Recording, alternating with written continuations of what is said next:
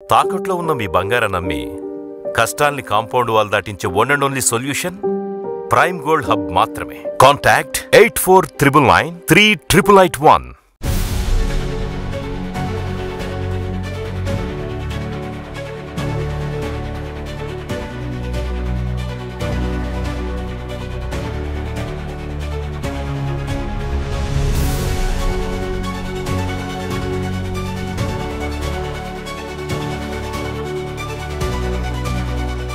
Hi viewers, welcome to other మరొకడం. నేను ప్రసాద్.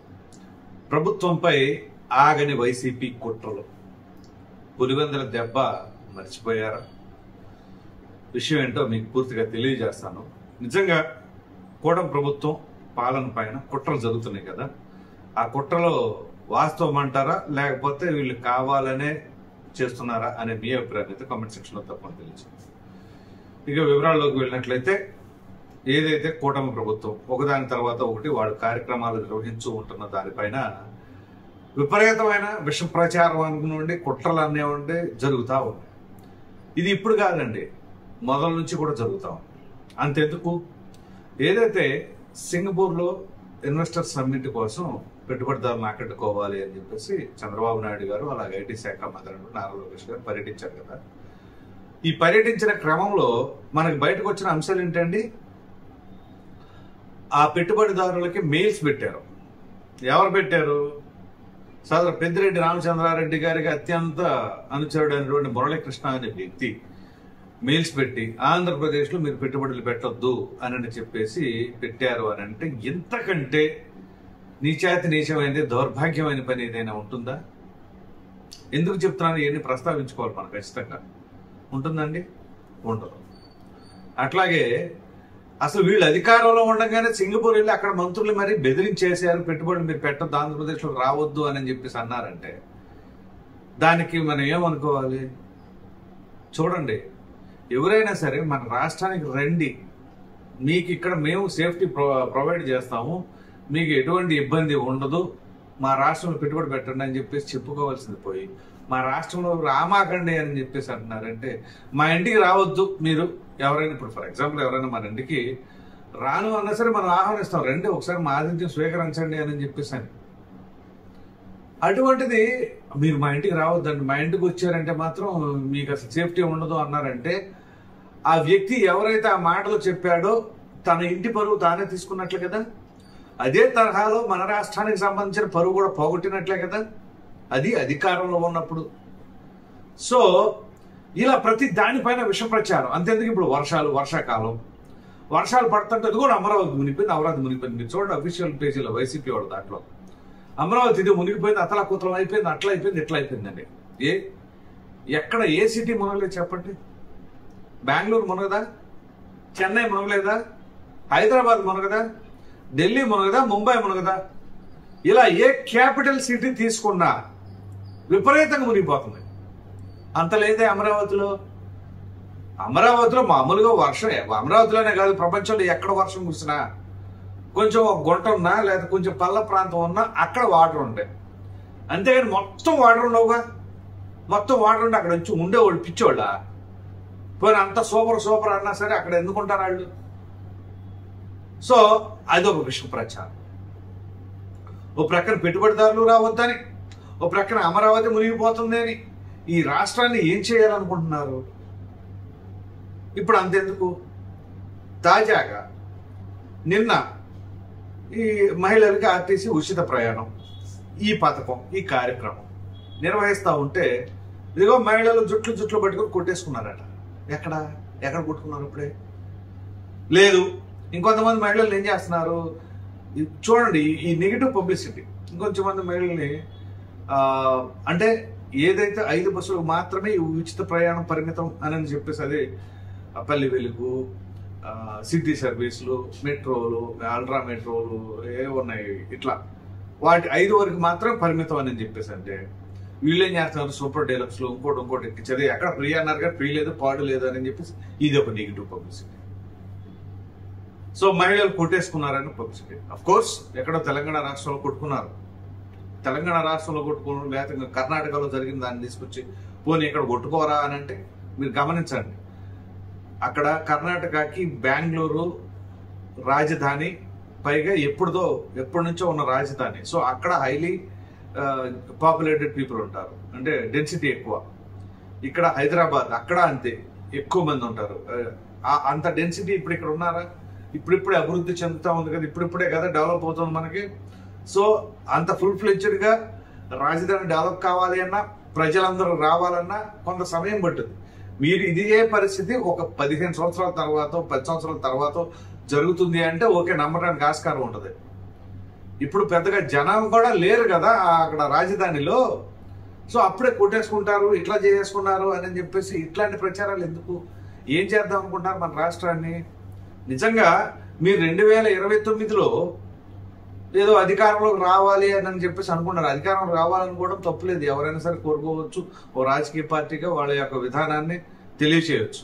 కానీ అసలు పదే పదే ఎక్కడికక్కడ ఈ రకమైన ప్రచారాలు చేసి ఏం చేద్దామని, ప్రజలు ఎలా నమ్ముతారని. ఇప్పుడు అంతెందుకండి, వీళ్ళు ఈ రకంగా వ్యవహరిస్తాయనే కదా మన పులివెందుల్లో అలా కూర్చోబెట్టింది ఆ జెడ్పీటీసీ ఉప ఎన్నికలు. సో అక్కడ ప్రజలందరూ గుర్తించారు. ఒక ప్రక్కన వైఎస్ వివేకానంద రెడ్డి గారి విషయంలో ఏం జరిగింది, సునీతా రెడ్డి గారి విషయంలో ఏం జరిగింది, మరి ఇప్పుడు షర్మిల గారి విషయంలో కానీ విజయమ్మ గారి విషయంలో కానీ ఏం జరిగింది. సొంత కుటుంబం సంగతే మనం మాట్లాడుకోవచ్చు వస్తే, ఎందుకంటే ఆ కుటుంబాన్ని గురించి వాళ్ళకి తెలిసినంత ఇదిగా రాష్ట్ర వ్యాప్తంగా ఎవరికి తెలియదు. మిగతా వాళ్ళు రాష్ట్రంలో మిగతా వాళ్ళందరూ చూసేది ఏంటి అంటే ఆయన పరిపాలన తీరు, ఆ మంత్రులు మాట్లాడిన విధానం, వాళ్ళ అధికారంలో ఉన్న సమయంలో ఆ దాడులు చేసిన దాడులు, దాష్టికాలు, విధ్వంసాలు ఇవన్నీ చూశారు కదా. వాటిని చూసిన వాళ్ళు మిగతా రాష్ట్రంలో ప్రజలు. కానీ పులివెందుల కడప జిల్లాలో ఉన్న ప్రజలు వాళ్ళ కుటుంబాన్ని దగ్గరగా చూశారు. ఎందుకంటే కొన్ని దశాబ్దాలుగా ఎవరెవరి వ్యవహార శైలి ఎలాగుంది, రాజశేఖర రెడ్డి గారి దగ్గర నుంచి ఇప్పుడు జగన్మోహన్ రెడ్డి గారి వరకు ఇవన్నీ గమనించిన తర్వాత ఒక స్పష్టమైన నిర్ణయానికి వచ్చారు. ఓకే, అప్పుడు రాజారెడ్డి గారికి ఇప్పుడు జగన్మోహన్ రెడ్డి గారికి ఆ విధానపరమైన ఆలోచనలు ఏ విధంగా తేడా ఉన్నాయి, రాజశేఖర రెడ్డి గారికి జగన్మోహన్ రెడ్డి గారికి ఎంత వ్యత్యాసం ఉంది, వివేకానంద రెడ్డి గారికి జగన్మోహన్ రెడ్డి గారికి. అంతెందుకు ఇప్పుడు నేను చెప్పిన వీళ్ళలో రాజశేఖర రెడ్డి గారు కానీ వివేకానంద రెడ్డి గారు కానీ కామన్ మ్యాన్తో కలిసిపోయి నడిచిన దాఖలాలు ఉన్నాయి. జగన్మోహన్ రెడ్డి గారు వెళ్ళగలరా కామన్ మ్యాన్తో? ఎక్కడికైనా వెళ్ళారా? కామన్ మ్యాన్తో కూర్చొని మమేకం అవ్వగలరా? పోనీ అంతెందుకు, చంద్రబాబు నాయుడు గారు ఇప్పుడు పెన్షన్ పంపిణీ కార్యక్రమాలప్పుడు ఒక సీఎం హోదాలో ఉండి ఆయన లబ్ధిదారుని ఇంటికి వెళ్తున్నారు, ఎవరో ఒక కుటుంబాన్ని ఎంచుకొని. ఆ రకంగా జగన్మోహన్ రెడ్డి గారు ఎప్పుడైనా వెళ్ళలేదా? పోనీ అంతెందుకు, నిన్న బస్సులో ప్రయాణించారు. ఎప్పుడైనా జగన్మోహన్ రెడ్డి గారు బస్సు ఇక్కడ ప్రయాణిస్తారా? ఆయన సీఎంగా ఉన్న సమయంలో అస్సలు ఎక్కడికక్కడ బ్యారిగేడ్లు, పరదాలు, తాడేపల్లి తెనాలి వెళ్తానికి హెలికాప్టర్లు, పక్కన వెంకటకృష్ణపాలెం వెళ్ళాలంటే ఏది మన మందడం దగ్గర అక్కడికి వెళ్ళాలన్న 5-6 కిలోమీటర్ల డిస్టెన్స్ కూడా హెలికాప్టర్లు వాడిన ఘనత జగన్మోహన్ రెడ్డి గారు. సో ఇక్కడ మన రాష్ట్రానికి సంబంధించిన పరువుని, మన రాష్ట్రానికి సంబంధించిన విలువల్ని నాశనం చేయాలి అని అనుకుంటే ఇంక ప్రజలు ఎలా ఆశీర్వదిస్తారు? 2020 ఎలా గెలవడానికి ఆస్కారం ఉంటుంది? ఒక పక్కన ఈవీఎంలు అంటే ఈవీఎంలు అంటారు, బ్యాలెట్లు పెడితే రిగ్గింగ్లు అంటారు, ఈవీఎంలు అంటేనే ట్యాంపరింగ్ అంటారు. ఇంకేం పెట్టాలి మీకు? ఇక మీకు ఎలా పెట్టినా కానీ తప్పే. సో ఇట్లా వీటిని విష ప్రచారాలకి సోషల్ మీడియాలో ఎలా పెడితే అలా మనం చేసుకోవడానికి వాటికి ఉపయోగపడుతుందే తప్ప నిజంగా కన్స్ట్రక్టివ్గా ప్రభుత్వాన్ని విమర్శించాలంటే చాలా ఉన్నాయి. మీరు విమర్శించాలంటే చాలా ఎతకొచ్చు. ఆ మేధావితనం అంతా తీసుకెళ్లి వేరే వాటి మీద పెట్టకుండా నిజంగా కన్స్ట్రక్టివ్గా ఎక్కడెక్కడ ఏం చేయాలి. ఇప్పుడు కొంతమంది ఎమ్మెల్యేలు కావచ్చు, మంత్రులు కావచ్చు, వాళ్ళ వ్యవహార శైలి కావచ్చు, వాళ్ళ పనితీరు కావచ్చు, వాళ్ళ యొక్క అవినీతులు కావచ్చు, వాటి మీద పెట్టండి దృష్టి, బయటకు తీయండి, ఎండగట్టండి. అవి కాకుండా విదేశాలకే మెయిల్ పెడతాం, లేకపోతే ఇదిగో ఫేక్ పోస్టులు క్రియేట్ చేసి పెడతాం, వాళ్ళపైన వీళ్ళపైన లేదా రప్ప ఆడెత్తాం. ఇంకోటి ఏంటది సప్త సముద్రాల అవతరం ఉన్నా తీసుకొస్తాం అంటాం. అసలు ముందు మీరు గెలవాలి కదా, గెలవాలి అంటే మీరు ఏం చేయబోతున్నారనేది చెప్పాలి. ఇవేమి లేకుండా మేము ఆళ్ళని లాక్కొస్తాం, వీళ్ళని ఈడ్చుకెళ్తామని అంటే ప్రజలు ఏమంటారు? పులివెందుల మన ప్రత్యక్ష ఉదాహరణ. కాబట్టి ఇప్పటికైనా మారి ఒక కన్స్ట్రక్టివ్ గా మంచి రాజకీయాలు చేస్తే అప్పుడు ప్రజాభిమానం ఏమైనా పొందే అవకాశం కాస్త అయినా ఉంటది. అది కూడా కనీసం 50% కాదు కదా, కాస్త అయినా స్కోప్ ఉంటుంది ముందు. తర్వాత సంగతి తర్వాత. వైనాడు 175 ఇట్లాంటివన్నీ కూడా పిచ్చి అన్ని చెప్పేసి లేనిపోయిన అనవసరంగా పార్టీ పరువు పోగొట్టుకుంటున్నారు. సో ఏదేమైనా ప్రజలు ఇక్కడ పార్టీల సంగతి పక్కన పెడితే ఆ పార్టీలు ఎందుకు ఆవిర్భవించినాయి?